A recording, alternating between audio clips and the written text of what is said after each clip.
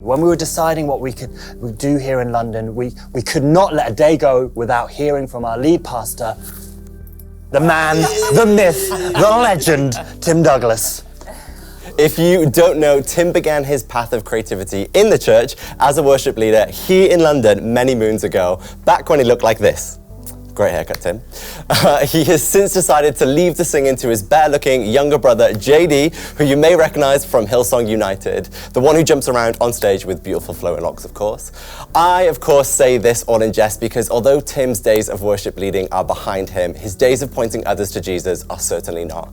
Leading a church is one thing, but leading a church of creatives, which in London we have many, is another thing entirely. It takes a particular kind of person to know how to love, care for, and appreciate, and ultimately create space for creatives in the church. And I can honestly say from experience that Tim is a master in all four of those things. So who better to share on the matter?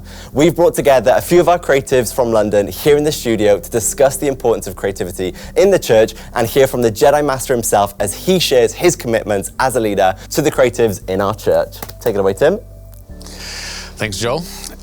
It is true. My brother is, JD, and I've got many embarrassing stories, but we've made an embargo deal that we just don't go there because both of us, we could really do some damage to one another. But anyways, it is good to be here today. Yes, I used to worship lead and be a part of the creative teams, but I'm blessed because the Lord has delivered me from those days. Not at all. I love you all, and it's awesome. But I guess these next few moments together, after being here in London for just a few months now and working with this incredible team, it's not just the first time, I guess, for me in a position where I've had to lead creative people and lead different creative teams. I just love it. I think to work with people who are just so much more talented than me. I mean, it's maybe a secret, maybe you weren't aware, but I'm pretty good at dancing. It's just, there's laughter in this room. I'm not sure why. People have seen my moves. That's all I got. That's all. I did the same move every time. And I'm just being egged on to do these things. But I do love the creative side of our church. I think everything from behind the scenes, you can't see beyond this camera, but there's about 700 people, or maybe 5, on the other side of that camera trying to make us look good and sound incredible. And I think when everyone's doing their piece, when everyone's doing their part, it's incredible what we can achieve together, whether it's a creative team or whether it's outside a creative team. And I guess as you're listening to us talk over these next few minutes together, you may be a lead pastor yourself, you may be a part of the creative team, you may oversee a department. And I want you to kind of think about it from the framework of together we actually do better than we do on our own. Whether it's a leader top down, whether it's someone kind of in the middle, whether you've just joined your church or your team or you're wanting to, I think we all get to bring something to the table. And I love teams. I love that everyone in this room has different kind of skill sets and is so incredible at what they do. And there's something together that we pull out of each other that makes the whole better. And so as you listen to this, whether you are brand new to church experience, or maybe you're just looking to get involved, or maybe you're a lead pastor yourself, or maybe there's all these department heads and different people here. It's fantastic what we all bring. I want you to think about the sense of teamwork and partnership, what you bring. I think for me, I've been married now 17 years. I know I look like I'm 14 still, but what? I can't believe these guys are laughing at me again. But for me, one thing I've learned is that when I give room for Nicola, my wife, to be at her best, and she leaves room for me at my best, it actually works. And I think that's what is the beautiful dynamic about this group, where there is skill and there's talent, that we give each other room to be at our very best, not stepping on one another's toes. And so here's some thoughts I thought I'd put together. There you go. Quite creative of me. When it comes to how we bring out the best in one another.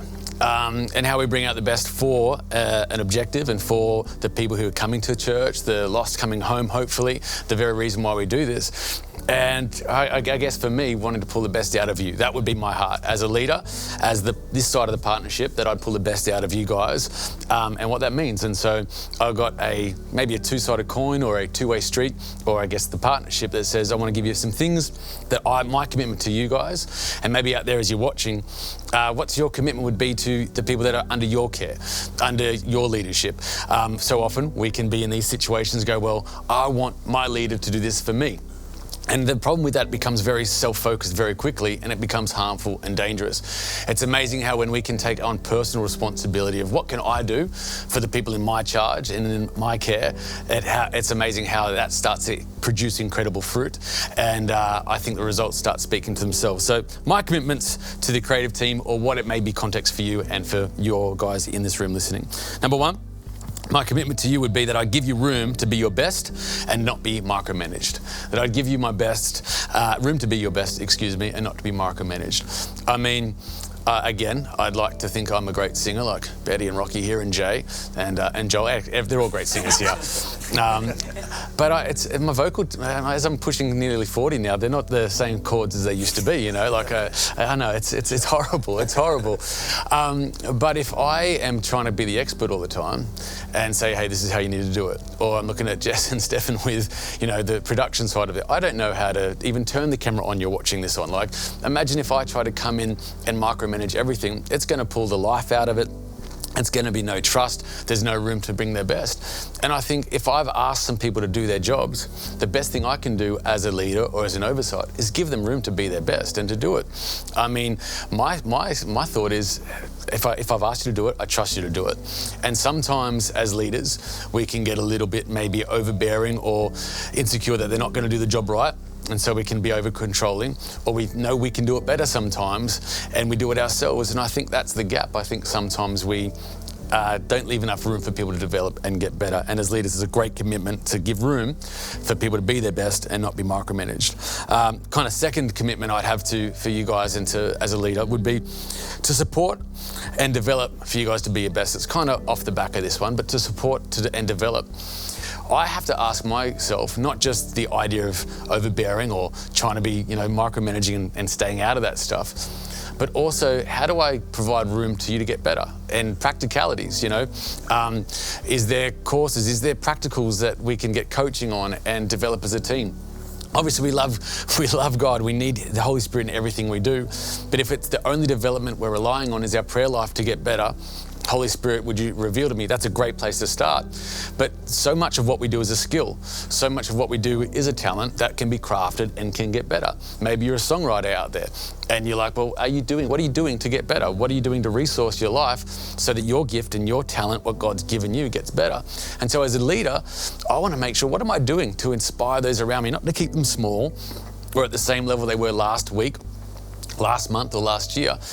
So how do I support people to practically get better at their gifting and at their task of what's in their charge? Number three, my commitment to my team, my creative team, is to tell you straight when you ask for it, or when it's needed.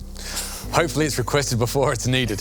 But I think there's something beautiful when we can be honest, and there's a safe environment where your team or people in your care, they have to know you love them. They have to know you believe in them. They have to know that you want to see them get better. Because if you've got that foundation there, then you can give feedback.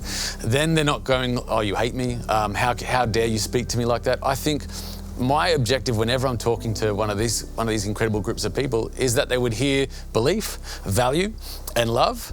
And then from there, if we're talking about, hey, why don't we tweak this? Why don't we get better at that? Then it's much easier to have a conversation about those things rather than, hey, this is what I'm demanding from you.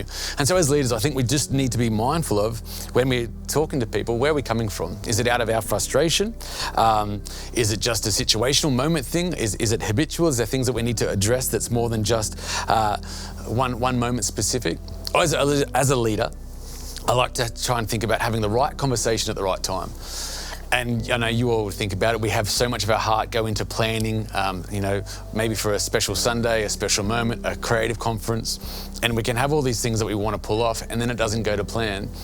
In that moment, we all have frustration. It's normal, it's human, right? You care. It's a good thing to have the frustration. It shows you care about something. What you do with that frustration for your team is massive, because you can walk out of that frustration and start blasting someone and start, overreaching maybe, because it's not about the moment. You're not after a solution. You're just after self to feel better. And I think it's a sign and a symptom of small leadership. I think great leadership is one that says, I'm frustrated the sound's not right, or the lighting's wrong, or there's too much of that, or there's not enough of this, is to go, okay, when's the right time to have this conversation with my team? Real practical, I know, but really helpful, because it either sets up ongoing successful team and successful partnership, or it undermines it because you just felt like you needed to get something off your chest. And I think this is the beautiful thing about great team dynamics that says, you know what, I'm going to hold my tongue and I'm going to tell straight when it's needed or when it's asked for, but I'm going to do it at the right time. You know, sometimes if you've got the dynamics there, great relationship, and there's belief and there's trust and there's safety, there's nothing better than going saying, hey, how do you think that went? I mean, for me, I'm always seeking, you know, there's people here I have lots of contact with, I'm like, how do you think that went? Knowing that I need them to tell me straight. Like, maybe I've just preached a incredible word and I think it's amazing, but maybe there were some things that I could tweak for next time, or they want to give me some feedback. That helps me get better. And I think also as leaders, we can't be afraid of leaning on team around us to go, hey, give me some great feedback as well. How are we going to continue to get better? It can't just be a one-way street. It's got to be a partnership. Number 4, that we as leaders would believe the best in you and the blessed. Number 4, that as a leader, I will believe the best in you and the best for you.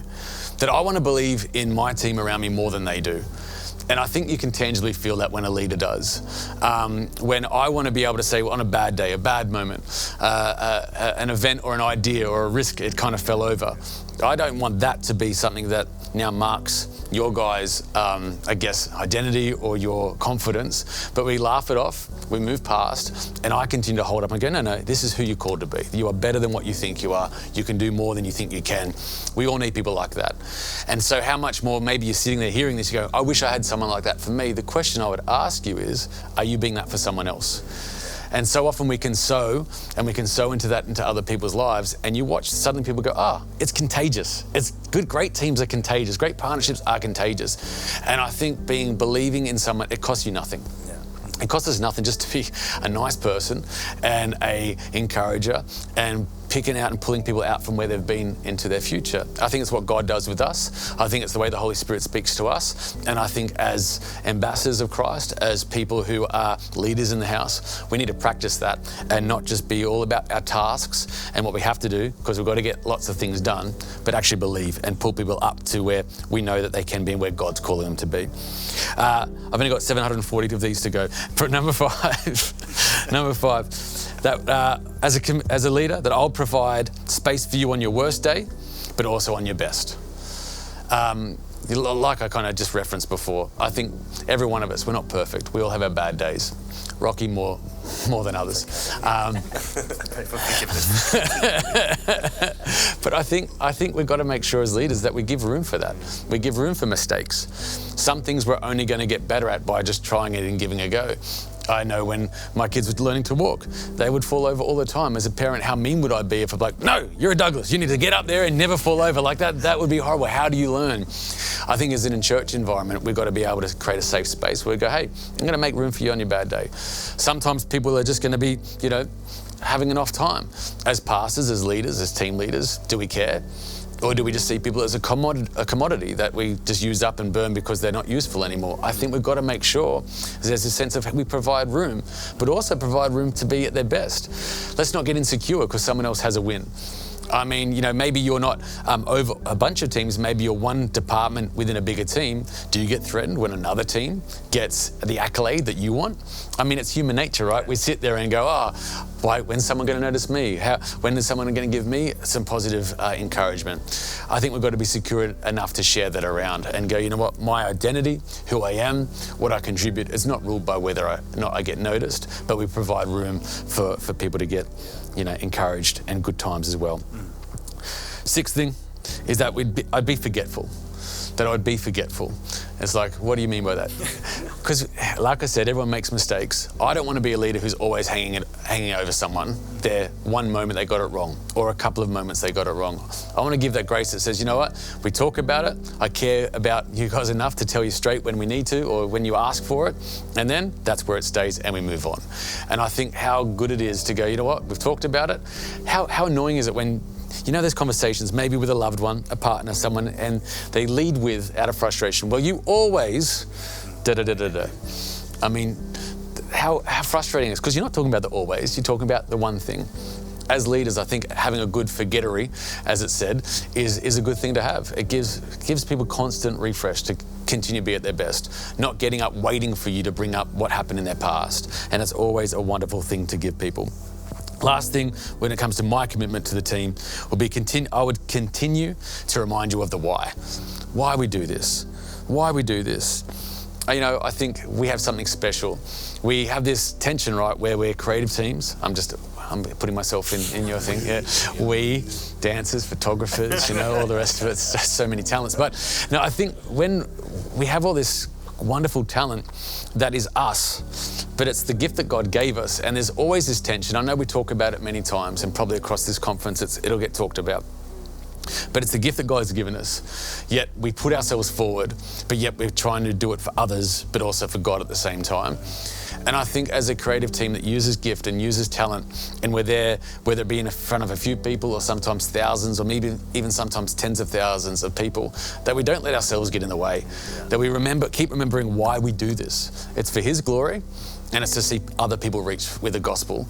And I think that keeps us in a very healthy place. Yeah. And I think if it is a great team environment, we have all these things at play, it's amazing how the egos just get kind of sandpapered off, and we don't kind of take ourselves too seriously. I mean, how can I when Joel always tells me these things about myself? I mean, it's fantastic. But when I'm talking about a partnership, when I'm talking about what my commitment is to this team and to the team around me, like I started with, it's a partnership, it's a team. It's not just a one-sided kind of coin. If it is, then what happens ultimately is everyone gets demanding. And everyone's like, well, Tim, you said that this was going to be the case. And then it's suddenly fellowship by demand. And I think one of the contexts that we have, especially in church life, is we're both a follower of a team. I am, even as lead pastor here in the UK, Pastor Brian and Bobby, they're my leaders and I still have to follow, but I also lead. The same as many people out there, the context is the same. You are leading probably team and volunteers or other peers, but you're also following. And so it's not just about our commitment to people, but it's also now put yourself the other hat on. You're no longer talking about leading. Us as followers, what's our commitment to our leaders? What's our commitment to our side of the coin? That if I was to talk about me as a follower now and have been in different times in different teams and staff positions, what do I give to my leader? Because when it's done right, man, it's amazing. It's just the greatest teams to be a part of. And I think the church should be an example of the greatest teamwork going around. It doesn't mean we don't have our issues. I mean, I love the Disciples. It's got many different recordings of attitudes and falling short and personal agendas and competition, who's the greatest, who's closest to Jesus, who should be. All of that's been going on for thousands of years. That's not going to stop how we deal with it, what we put as the baseline, how we think about ourselves. We've got to continue to address that. And so if we've talked about what as leaders we can commit to our team, what about as followers? What as team players that we can commit to our leaders and to our peers amongst the team? Here's what I'd say. First commitment to my leader or to my team that I'm a part of is that we'd get on really well. We'd have lots of fun. They're really good at faking smiles here. It's pretty good. The fake laughter on cue, you know, it's good. No, but I think you got to have fun. Like you got to. Otherwise, we work hard and we output a lot. We give a lot. And if there's not fun at the center of what we do, and if it isn't enjoyable, then it can get dry and arduous very, very quickly. And when it gets dry, it's brittle, and then relationships fracture. You take things personally, and it gets a little bit tough. I think when it comes to getting on really well in this sense of being committed to the team, we've got to see unity as an uncompromisable goal. That we just keep unity. It's like, you know what? I don't know what, the Bible talks about. We have an enemy, and we've already got enough enemies. We don't need to make ones of each other. And I don't know about for you and your team dynamic. You've got plenty of people in that room. Don't let anyone else be your enemy. Let's see each other as teammates. Let's see each other as our cheerleaders and want to support one another and get on the same page with one another. This is where incredible teamwork takes place. And so I think we've got to just choose that unity is going to be something we choose to go after, and it's uncompromisable. That when it comes to unity, and it comes to getting on really well with one another, that we'd give each other the benefit of the doubt. That we'd give each other the benefit of the doubt. This is one thing I'm talking with our team a lot, is like we back each other first and ask the question later. When you just feel like you're trying your best and people keep questioning your motive, it's so demoralizing. It's like, well, I'm actually turning up, I'm serving in church, I'm turning up to rehearsals, I'm turning up to setups, I'm back there giving it all my best. But then someone comes in and goes, why aren't you doing it like this? And why aren't you doing it like that? And why aren't you doing it like this? It's so demoralizing. And I think what we can give to one another is this sense of, hey, I'm going to believe the best first of you and what your effort is, and then I'll ask the question later. I think questions are important. They give us context, but I think it's also believing the best in one another. And the other thing I'd say about when it comes to unity and getting on really well is that we defend each other fiercely. I love the idea of just knowing that this group of people, they got my back, and I hope they know that I've got their back. It's that sense of family, right? Where I remember, some of you may know JD, the United guy. I don't want to mention him too much. He just gets ego. It's just no, he doesn't. He doesn't. He's a legend. And I remember we went to school together and we'd travel. And there was this one time. He's actually 2 years younger than me. I stopped growing when I was 8. It was great. But he's 2 years younger than me, and it was his first day at school. And he was hearing about there was a guy this new kid on the school bus who was giving me a bit of stick, a bit of bullying. And so we would fight growing up often. Like we would fight all the time. I mean, we were boys, and so we would be wrestling, and that would turn to fighting. And one of us got broken ribs and different things. It wasn't me. So things happen. But we got on this bus. And he just walked straight up to this guy and he laid hands on him in the non-biblical sense. And he's like, don't pick on my brother. And it's amazing how I think we were fighting that very morning. But you mess with family, you're not allowed to mess with family. And I love that about what teams should be like. That we can have our moments and disagreements and just trying to contend for the right thing and what's best, but no one's allowed to mess with us. And we stand in the gap for one another. And I think that's something beautiful about team dynamics and about working with one another. I think it's fantastic. A couple more. What my commitment to my team members or my leader is that I'd leave my ego at the door. That I'd just leave my ego at the door. That it's never been about me and it never should be about me. And I think that's one of the blessings that I can give the people who have to lead me and have led me in the past, that I don't make it about timdouglas.com or anything like that. It's just kind of like, hey, I'm a part of the team and I'm going to leave that. I'm going to bring my best, I'm going to bring my gift, but I'm going to leave me and my ego at the door. My third commitment is that I'd lead with a soft heart, with hard work, and with a joyful spirit. Lead with a soft heart, with hard work, and a joyful spirit. And I think when you've got a team, a whole team, bringing that environment, that it's just a soft heart. Like, yep, you're not going to offend it. I'm going to keep it soft. I'm not going to get all judgy and prickly and really hard to work with. I'm going to stay soft. I'm going to work hard. I'm going to give my best every time that I turn up. But I'm also going to have a joyful spirit that no matter if it's a difficult day, with rehearsal run out, there's something that's a spanner's gone in the works, whatever it may be, that we don't lose our joy. I think there's something, if we're talking about even a Sunday context, that when we turn up and if it's heavy and the atmosphere is heavy and we're stressed and things are going wrong, that comes out straight away into a church service. But if it's laughing at the problem, laughing at the moment, sometimes you just can't unscramble the egg. You can't do anything wrong about what's just gone wrong. So you may as well laugh it off and rally together and go, come on, let's figure out how we bless people and bless the Lord today. 2 more. Commitment as a team member, commitment to a leadership, is that I'd always be a student, never the expert. I talked about this on the flip side, but I wouldn't wait for someone to develop me. That as a team member, I would always be the student, never the expert. That I would always look at what else do I have to learn? How can I get better on me, not waiting for someone to open up the door? And the fifth and final thing I'd say is this, that if my commitment to my team, my peers, and my leadership would be, I'd just be always full of the Holy Spirit. That it just wouldn't be professional, that I wouldn't just take it on for me to be someone who's got it all together on the outside, but there's no substance on my inside and in my soul. And I think as what I can bring is making sure that I look at it with a godly perspective of what I do and what I'm a part of. Not poor me, not where's my opportunity, where's my moment, but I played my part. And I think the Holy Spirit is very good at telling me, hey Tim, you're making this a little bit more about yourself than you should. Hey, you're kind of desiring opportunity more than you should. It's all human nature. And I think if we're full of the Holy Spirit, that keeps it all in check. And so I think partnerships are great. And I think there's some thoughts, we could probably talk for much longer, but some thoughts on, hey, how do we partner up together? How do we be a better team? And for the sake of building his house and being healthy, creating safe spaces where people can flourish and be their best. And thus endeth my talk. But I think we're going to have a bit of a discussion. I think these guys may be grilling me right now. I'm going to hide behind one of these curtains if it gets too awkward. But yeah, so over to whoever. Tim, you talk a lot about how important it is for you to rely on the strengths of those around you. And I guess for us that are around you to do that, it's really important that the space feels safe enough to speak up, to feedback, to even maybe make mistakes. And that sort of environment that feels that safe, especially for creatives, for creativity and innovation, that sort of space doesn't just happen, does it? Like, you have to be quite intentional. Have you found that? Have you found that it doesn't just happen? Or what have you had to do to really make space for that, I suppose? Yeah, I think what's been unique here is obviously I had a relationship with some of you guys before landing in the UK, just nearly 6 months ago now.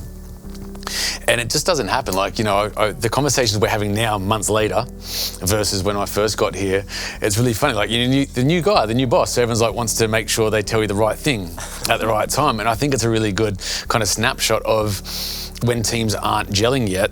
And there could be teams probably listening today that feel like, well, we've maybe been together for years, but it still hasn't got that gel.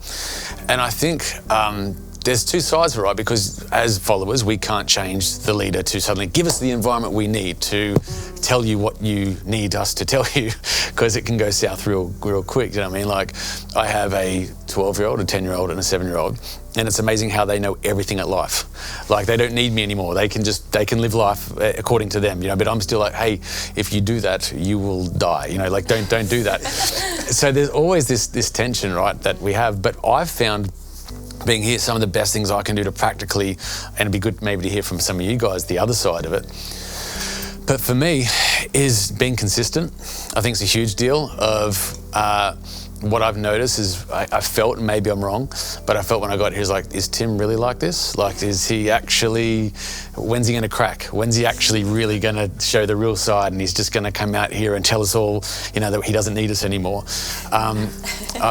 For me, it's genuine. It's like, I want to, it's not like an insecurity thing, because I know what God's called me to do, but I know I'm not that talented, and I shouldn't be. Do you know what I mean? Like, I shouldn't be. Like, no, thank you very much. Fishing for the compliment. Got it. I know. Yes.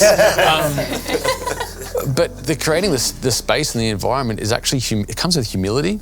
And I think it actually comes from humility on both sides, where whether you're in that position of leading a team, that you're humble enough to look around and go, man, these people are better than me. And they should be. And if they're not, what are you doing then as a leader to develop these guys and girls to be better, so that you're no longer the best? This analogy I always kind of use in leadership is, for me, if on a good day, maybe I'm a 7 out of 10 leader.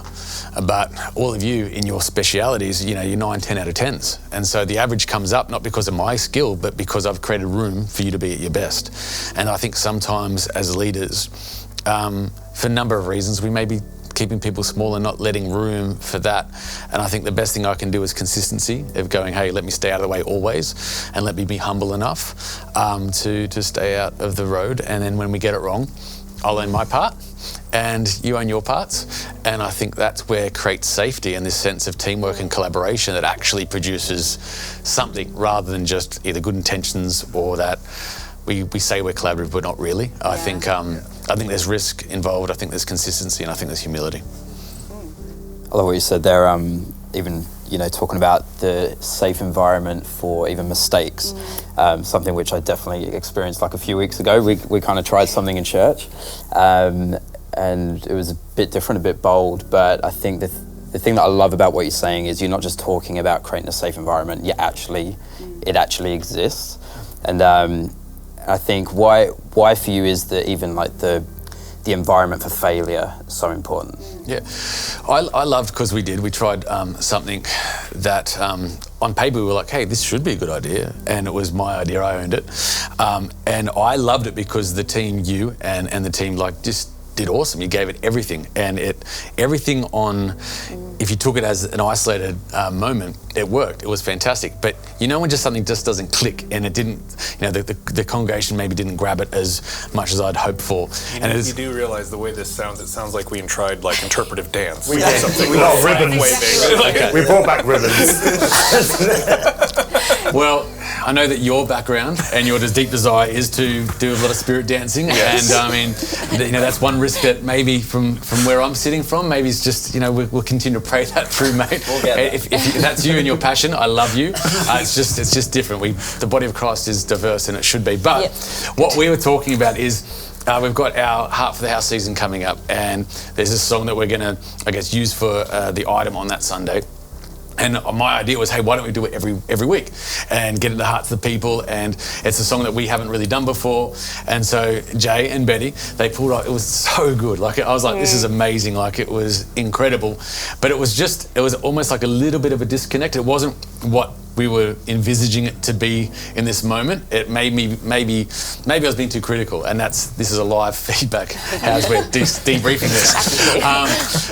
But I think it's a classic example of exactly what we're talking about. Going, I was hoping for this, I think these guys were hoping for that, and we just went, you know what, maybe we just leave it for the item in a few weeks' time, so that it actually is still special rather than what we're envisaging. And I think that kind of hopefully gives some context to a real live example of watching us debrief.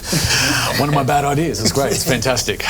But all the rest of them since I got here, have been fantastic. And that's the thing, because, like, you know, for myself, who was part of that, Betty was part of that as well, kind of walked off stage and was like, for me, I was like, okay, well, didn't quite work, but the team did amazing, and like we gave it our absolute best. And if we, you know, we'll leave the song for a bit until we get to Heart for the House. But yeah, it didn't quite work, but we did the absolute best that we can, and for that, it was like, okay, cool, we did what we could. Yeah. So then in your talk, you talked about how you were a creative, now you're a lead pastor. What would be some of the tensions that you may have felt as being a part of a creative team, trying to pull something off, versus now being the lead pastor, working with a creative team? Obviously, the first one being that it is great that although you can, you don't, because that would be, I think, what some people would struggle with. But what have you found as things that you were, you know, as a lead pastor, because I had this, I'm able to kind of draw from this in leading now? Yeah, I think I look back from when I first started serving. I've often talked about it. I was the overhead projectionist as my very first involvement in church. I mean, it's just the greatest, you know. I mean, that's when the Spirit was really moving back in those days.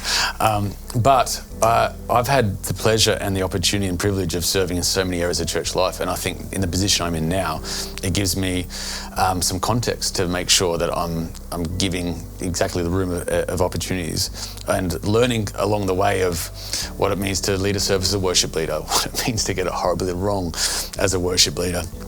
Anyways, I can go into all my bad stories, you know, and embarrassing stories, but we don't have time.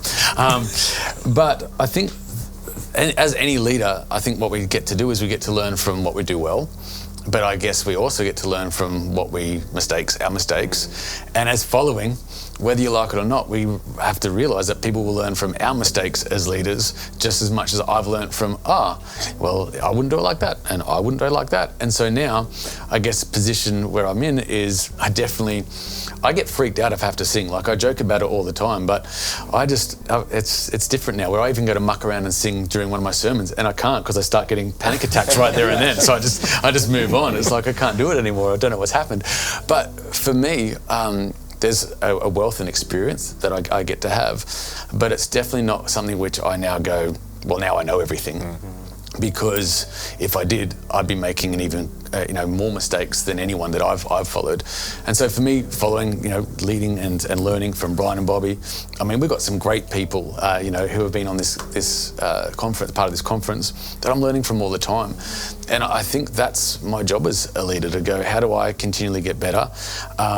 And it's all the things I've been talking about, and giving room to get better. Because it's funny, right? My kids were singing me a new song last night. I haven't heard this song before in my life. And they're like, Dad, it's one of the biggest things out there at the moment. Okay, great. Getting old again. This is awesome. But it's the point. If I have to be the central point that has all the ideas coming through, man, I'm going to keep you guys small. And it's the same for you and your teams. If you're the one who has to know everything, man, you keep people small. And I think it's, again, being courageous enough to go, I'm always going to learn. I don't know everything. And how do I give room to opportunities? I think I'd say this. I'm not sure if I've got another question or not, but I think one of the best gifts we can give people is the opportunities that we have space to give. Like, it's moments where you can do things yourself. You can take opportunities to stand in front of people or do things behind the scene or be the leader. But there's something that is far more enjoyable for me is to watch people win and to watch people step up into their God-given callings. And I think the theme of what we've kind of been talking about is exactly that, of going our job as leaders, whether it be partnering and co-leaders or whether it be team members or followers, that if we just focused on providing a space for everyone to live out their God-given calling and their talents, whether it be behind a photography machine, which is called a camera, or editing, like whatever it may be, that we continue to create space for others to rise up. I think that's the power of generations. You look back in church 100 years ago, 50 years ago, 20 years ago, hopefully we don't sound and look the same. Hopefully there is young people pushing us out of the way going, hey, I've got as much excitement and talent and desire and drive, and they're going to make us look better. And so we don't need me worship leading. We don't need me doing the things I used to do because there's better people coming through. And I think if we can pass that through, the church continues to get stronger and stronger, generation upon generation, layer upon layer. And I think that's the beauty of who we are. I think it's so unique where in a world which has to protect your opportunities and be cutthroat and make sure no one else, rules you out, I think the church gets this beautiful picture of we keep learning. We'll make mistakes. We're not perfect, except Simon. He pretty much is. But apart from that, like we just got to keep getting better. And sometimes it's getting out of the way is just as much as developing ourselves and letting the next ones come through and let them learn their lessons. And I think what a privilege it is to be a part of. And I certainly love working with you all and being on the team.